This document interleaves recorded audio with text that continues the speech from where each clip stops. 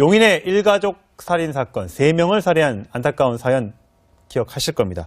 그 며느리죠. 그러니까 살해 피해자의 며느리. 아들은 지금 이미 해외로 도피를 해서 아직 들어오지 않고 있고 며느리만 지금 붙잡혀 있는 상태인데 지난번에 본인은 잘못이 없다. 본인이 아니라 남편이 다 한 일이다. 자기도 협박받았다. 이렇게 얘기를 했었는데 그 장면 다시 한번 보시면 누군지 기억이 나실 겁니다. 보시겠습니다.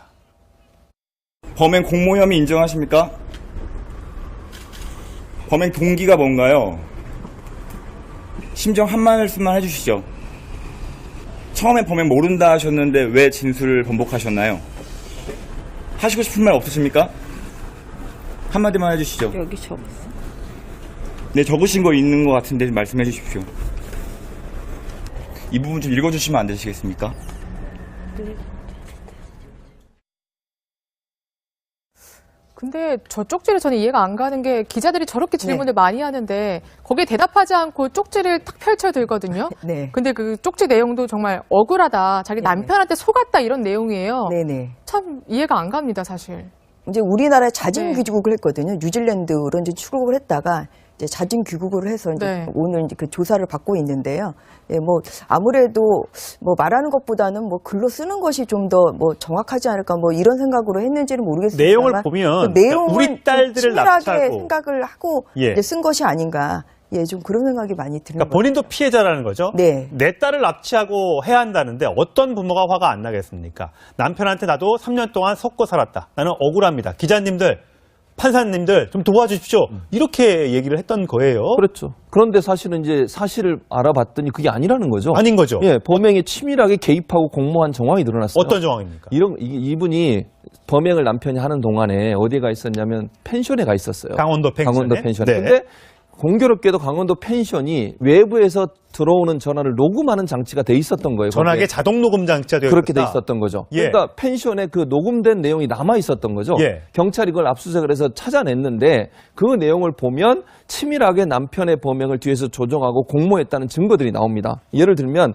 남편이 전화해서 이렇게 얘기해요. 2마리 잡았다, 1마리 남았다. 이게 말이 됩니까? 이 뭡니까? 무슨 2마리가 무슨 그러니까 사람을 저렇게 표현한 거잖아요, 지금. 원래 그러니까 아버지를 살해하기 전에 동생하고 어머니를 살해했잖아요. 예. 그러니까 2마리 잡았단 말은 아마 어머니하고 동생. 수정된다는 말씀이신 그렇죠. 거죠. 그리고 예. 이제 아버지를 이제 의붓아버지 이제 아버지를 죽이러 간다. 이런 표현이 아니겠습니까? 아. 이런 표현을 전화를 받았고 또 옷이 더러워져서 갈아입을 옷이 필요하다. 이런 얘기도 했었고요. 예. 또 아내가 한 내용을 보면 범행의 방법을 제안한 내용도 있어요. 예컨대 피의자 김 씨가 흉기로 죽일까? 이렇게 물어보니까 예. 아니다. 수건에 약을 묻혀서 죽이는 방법도 있다.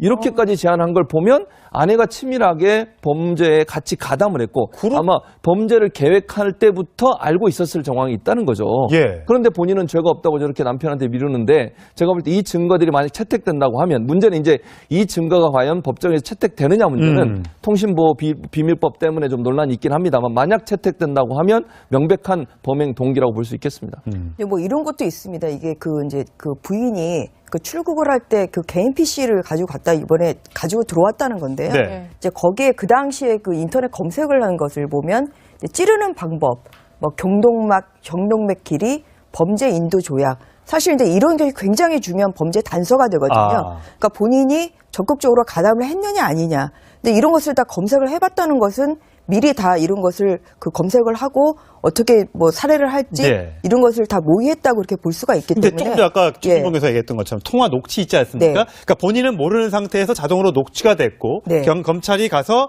그거를 압수해서 그 내용을 다 들어봤더니 확실히 당신도 범행에 네. 공모했다라는 거 아닙니까? 네, 근데 네. 그 증거가 예. 법정에서 채택이 될 수 있는 겁니까? 그것은 뭐 될 수 있죠. 아, 그래요? 예, 예. 그것을 이제 압수수색에 따라서 예. 뭐 아니면 뭐 이미지 추정식이나 해서 뭐 받게 되면 뭐 그것은 뭐 적법한 증거물이 되는 것이고요. 아, 그래요? 예. 살인죄의 경우는 정말 망자는 말이 없다고. 예. 뭐 피해자가 이제 그 세상에 없기 때문에 이제 결국은 이런 그 정황 증거 뭐 아니면 이런 공범간의 진술이 굉장히 결정적으로 작용을 하는 것이고요. 예. 이제 이런 그 부인의 그 공모 여부에 대해서 이제 남편이 어떻게 진술하는지는 아직은 이제 조사가 안 되고 있는데 이제 그런 부분에 대해서 또 조사가 돼야 될 것이고 그런데 뭐 이런 그 불리한 좀 유력한 그런 정황 증거는 계속 속속들이 많이 나오고 있기 때문에 네. 뭐 부인이 억울하다 하는 것이야 뭐 이제 범행 경위 뭐 본인이 주도적으로 안 한 것이라 이제 이런 정도의 의미 외에는 뭐 달리 그것이 뭐 본인의 무죄가 될 수는 좀 없는 상황으로 그렇게 예. 보입니다. 오전부터 엽기적인 사건들 몇 개 정리를 해드렸습니다. 그런데 피의자 김 씨가 흉기로 죽일까? 이렇게 물어보니까 예. 아니다. 수건에 약을 묻혀서 죽이는 방법도 있다.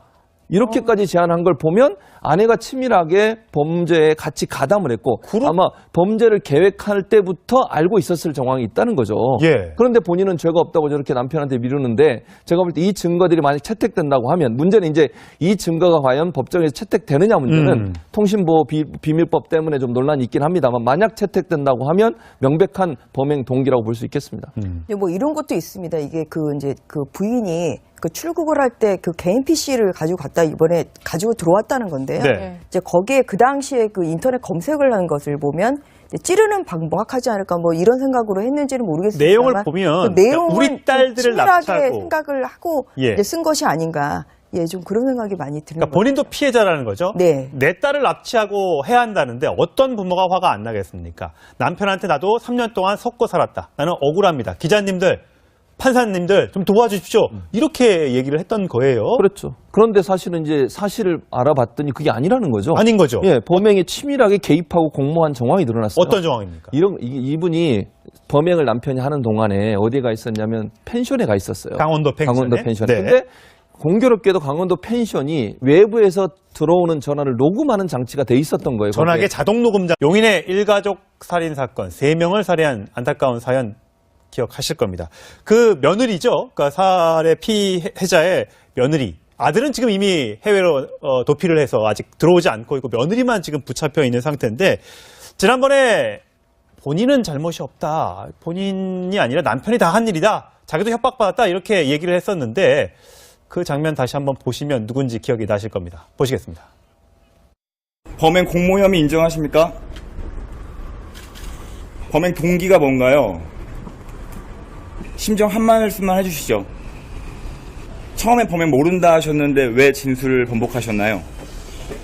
하시고 싶은 장치가 그렇게 돼 되어 있었던 거죠. 예. 그러니까 펜션에 그 녹음된 내용이 남아 있었던 거죠. 예. 경찰이 그걸 압수수색을 해서 찾아냈는데 그 내용을 보면 치밀하게 남편의 범행을 뒤에서 조종하고 공모했다는 증거들이 나옵니다. 예를 들면 남편이 전화해서 이렇게 얘기해요. 2마리 잡았다, 1마리 남았다. 이게 말이 됩니까? 이 뭡니까? 무슨 2마리가 무슨 그러니까 사람을 저렇게 표현한 거잖아요, 지금. 원래 그러니까 아버지를 살해하기 전에 동생하고 어머니를 살해했잖아요. 예. 그러니까 2마리 잡았단 말은 아마 어머니하고 동생. 수정된다는 말씀이신 그렇죠. 거죠. 그리고 예. 이제 아버지를 이제 의붓 아버지 이제 아버지를 죽이러 간다. 이런 표현이 아니겠습니까? 아. 이런 표현을 전화를 받았고 또 옷이 더러워져서 갈아입을 옷이 필요하다. 이런 얘기도 했었고요. 예. 또 아내가 한 내용을 보면 범행의 방법을 제안한 내용도 있어요. 예. 말 없으십니까?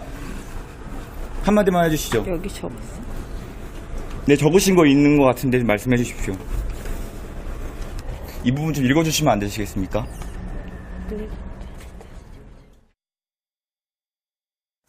근데 저 쪽지를 저는 이해가 안 가는 게 기자들이 저렇게 질문을 많이 하는데 거기에 대답하지 않고 쪽지를 탁 펼쳐들거든요. 네. 근데 그 쪽지 내용도 정말 억울하다. 자기 남편한테 속았다 이런 내용이에요. 네네. 참 이해가 안 갑니다, 사실.